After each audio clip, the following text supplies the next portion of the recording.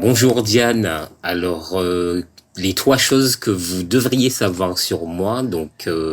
Premièrement, en plus d'être artiste, auteur et performeur, je suis également conseiller pour les musées, le patrimoine culturel immatériel, les arts plastiques, les métiers d'art et l'enseignement supérieur. Donc, je travaille pour le ministère de la Culture et je suis basé en Martinique.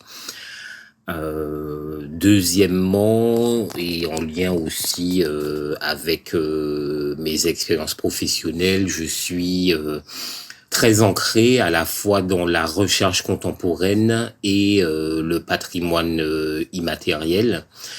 Et troisièmement, peut-être en lien avec cette résidence, j'ai à mon actif plusieurs voyages donc sur le continent africain, donc au Bénin, au Cameroun, au Sénégal, en Côte d'Ivoire, en Guinée-Conakry, au Congo, Brazzaville.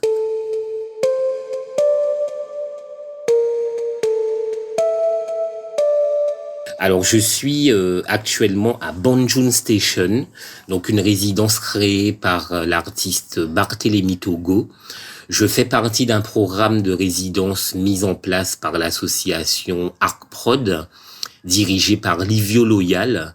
Ce partenariat existe depuis 2016 entre ces deux structures, liant ainsi la Guadeloupe et le Cameroun. Ce projet devait se réaliser depuis 2020 et avec la pandémie, l'ensemble des artistes invités ont été reprogrammés en 2023 sur la période de janvier à avril 2024.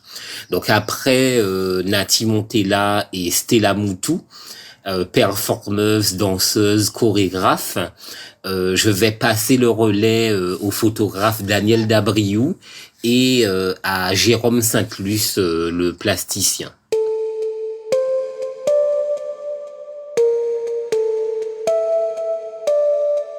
Alors le travail de performance que je réalise donc dans le cadre de cette résidence puise dans le patrimoine immatériel que sont nos imaginaires magico-religieux et notamment les pratiques dans le carnaval. Donc le carnaval est un espace performatif en soi. J'interroge des espaces de récits en collectif, en dialogue avec une artiste du Cameroun, Edwige Njeng, qui elle-même est porteuse de d'autres mémoires. Donc nos réalités transpirent d'imaginaire et d'une histoire commune. Le carnaval, c'est un temps si singulier dans le calendrier culturel en Guadeloupe et dans le monde en général. Le temps de cette résidence correspondait avec le temps du carnaval dans la Caraïbe.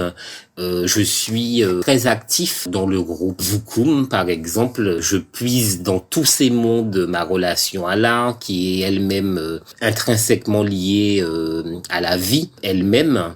Et donc, ce carnaval vient incarner bien plus que de simples festivités aux Antilles. On sait que c'est un espace de résurgence de mémoire et de pratiques anciennes. Et dans les mouvements qu'il tire, notamment le corps est engagé comme un vecteur, comme un outil, et même comme un espace poétique et politique.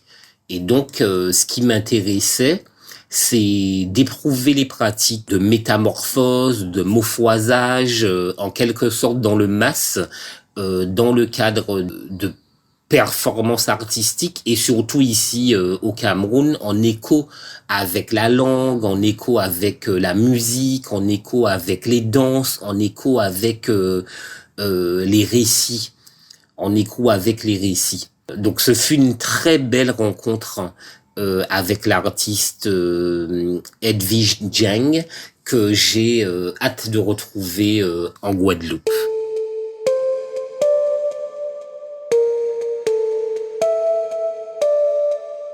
agis dans ton lieu, pense avec le monde. Donc, comme dit Glissant, nous habitons le monde de façon aussi réelle que fictive, symboliquement, spirituellement, artistiquement, politiquement, poétiquement. Son rêve de tout monde n'est pas une utopie, mais une invitation à faire acte, à agir sur le monde comme il agit sur nous, à dépasser le mais qu'est-ce qu'ils ont fait de nous. Nous sommes partie prenante de ce monde. Donc les particularités ou les particularismes existent en tout point du monde.